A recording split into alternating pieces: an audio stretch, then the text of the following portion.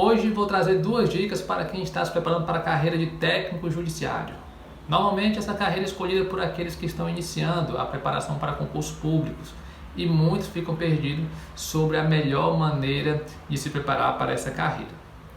Bom, a minha primeira prova para técnico foi uma semana após eu ter feito a prova do vestibular. Tinha ali 18 anos e estava me deparando com uma prova do CESP estilo certo e errado. Então prestem atenção no contexto. Eu tinha feito a prova vestibular, que normalmente as provas do vestibular cobram questões no estilo ABCDE, e uma semana depois estava ali diante de uma prova de 120 questões certo ou errado.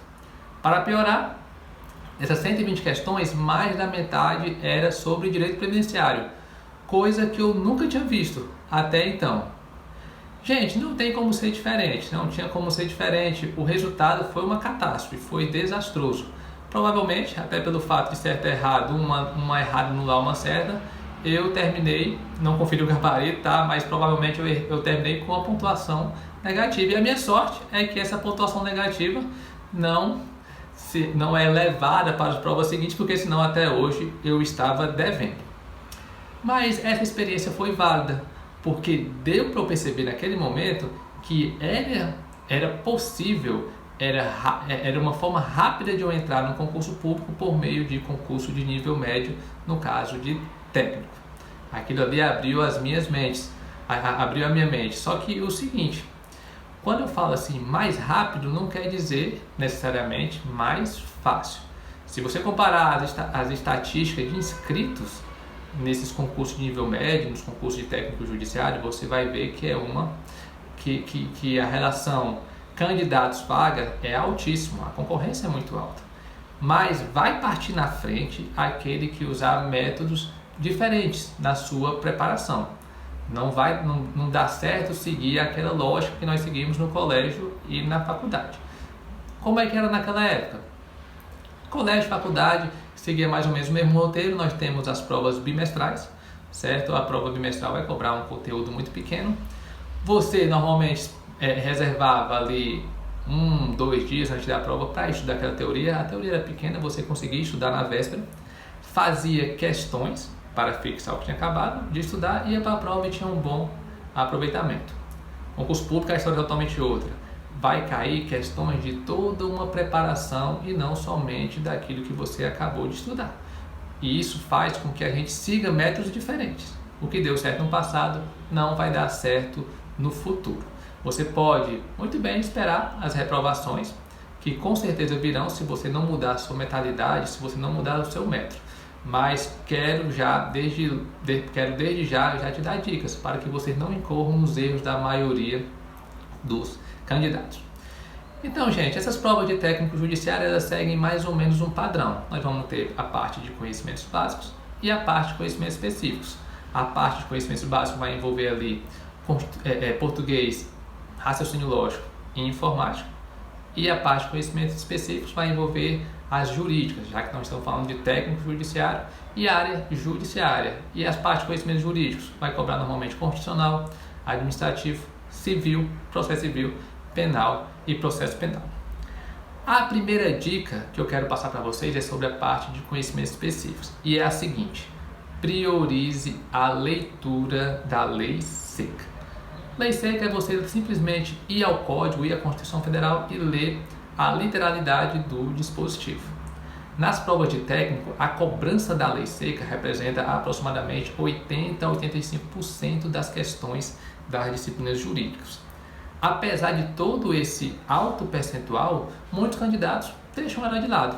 Preferem estudar videoaulas, preferem estudar doutrinas enormes que pouco vão adiantar na preparação de técnico judiciário. A preparação tem que ser objetiva. Se cai a lei seca, nós temos que ler a lei seca. Pode ser que seja chato no início você ler a literalidade do dispositivo diretamente no Código, na Constituição, nas leis de direito administrativo. Mas se as bancas cobram a literalidade da lei, você não tem escolha, você tem que dominar a leitura da lei seca. Videoaulas. Muita gente corre para videoaulas, tá? Acha que ficar ali em frente ao computador, em frente ao que o professor está falando, vai aprender, sei lá, por osmose, aquele conteúdo, certo? Muita coisa que o professor está falando, é bom que se diga de passagem, não vai cair na sua prova. O que vai cair na sua prova é a lei seca. E ele não pode simplesmente ler a lei seca na aula, porque você vai reclamar, porque você vai pensar assim, poxa, eu estou pagando para alguém ler a lei seca quando eu posso fazer isso? Por isso ele não vai ler a lei seca, certo? Ele vai colocar mais conhecimentos e grande parte deles não cairão na sua prova. Aí você terá a opção de assistir videoaulas durante 3 horas, vamos dizer, por dia, ou você pode reservar essas 3 horas para ler um material escrito, certo? Esse segundo método de ler um material escrito vai ser muito mais efetivo. Você vai conseguir ver no mesmo espaço de tempo bem mais conteúdo do que tivesse assistindo às videoaulas. Mas no material escrito, qual é para técnico judiciário? É o VAD-MECUM, que lá vai ter a lei seca, certo? E também você pode complementar o estudo da lei seca por alguma doutrina resumida, certo? Não vá seguir aqueles manuais enormes.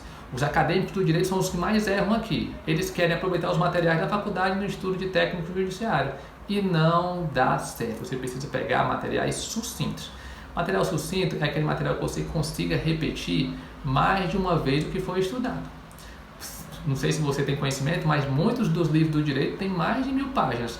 Você leu o capítulo 1, leu o capítulo 2, está no 2, no 3, já esqueceu do que está no capítulo 1. O que vai fazer você fixar é exatamente a repetição. Por isso precisamos de materiais sucintos, que é uma doutrina resumida, como eu falei, e também a lei seca. A lei seca, sim, você vai conseguir ler, reler várias vezes, desde que você siga essa dica. Priorizar a leitura da lei seca no estudo para técnico judiciário. Todo dia tem que ler. Todo dia tem que ler a lei seca, porque a banca, na questão, vai querer trocar uma palavra. E você, de tanto ler ela, você vai identificar e já vai assinalar a questão. Para acabar essa primeira dica, jurisprudência. Pelo amor de Deus, não estudem jurisprudência para técnico judiciário. Não cai. Não cai. Para técnico judiciário é cobrado o quê? Noções de direito constitucional. Noções de direito civil. Se cai em noções, vai ser um conhecimento superficial. Vai ser um conhecimento de lei seca e pode ir além numa doutrina, mas desde que seja resumido. Certo? Primeira dica, então, de uma vez, priorize a leitura da lei seca. Vamos para a segunda dica. A segunda dica agora tem a ver com conhecimentos básicos, português, raciocínio lógico e informática. Quem quer ir bem nos concursos, nas provas de técnico judiciário, tem que saber só tudo dessas 3. Por quê, gente? Como eu disse, na parte específica é cobrar noções das disciplinas jurídicas. E o pessoal, muita gente sabe disso, vai ler a lei seca e vai mais ou menos ali empatar nos conhecimentos específicos, né? Nos conhecimentos jurídicos, vamos dizer assim. O desempate vai ser nos conhecimentos básicos. Então você precisa estar fera em português, precisa estar fera em raciocínio lógico, precisa estar fera em informática. Português você estudou a vida toda, certo? Pelo amor de Deus, não vai querer estudar novamente toda a teoria de português, toda a gramática. Não, o principal assunto que cai nas provas de português é a interpretação de texto. E você vai treinar isso resolvendo questões. Você resolve questões, resolve as provas anteriores. Quando você fizer isso, você pode até notar que está com mais dificuldade em um outro ponto da gramática. Por exemplo, regência, concordância. Aí sim, quando você resolver questões, muitas questões, identificar alguns pontos que precisam de uma atenção, aí você vai estudar teoria somente desses pontos. O que você já sabe, você não perde tempo com isso. O tempo é o nosso recurso mais escasso. Vamos usar ele com sabedoria. Raciocínio lógico. Raciocínio lógico é um verdadeiro pavor para muita gente. Nós precisamos encarar. Não gosto de raciocínio lógico, não gosto de matemática, o que é que eu faço? Aí você tem que aprender a gostar. Tem que aprender a gostar porque muito provavelmente vai ter lá no seu edital de técnico judiciário. Você precisa entender aquela tabela verdade, aqueles conectivos e tudo mais e resolver muitas questões. Parece que cada questão exige uma forma diferente de se resolver. Mas essa dificuldade é uma dificuldade para todos os candidatos. E você não pode deixar raciocínio lógico de lado, porque pode fazer a diferença no final.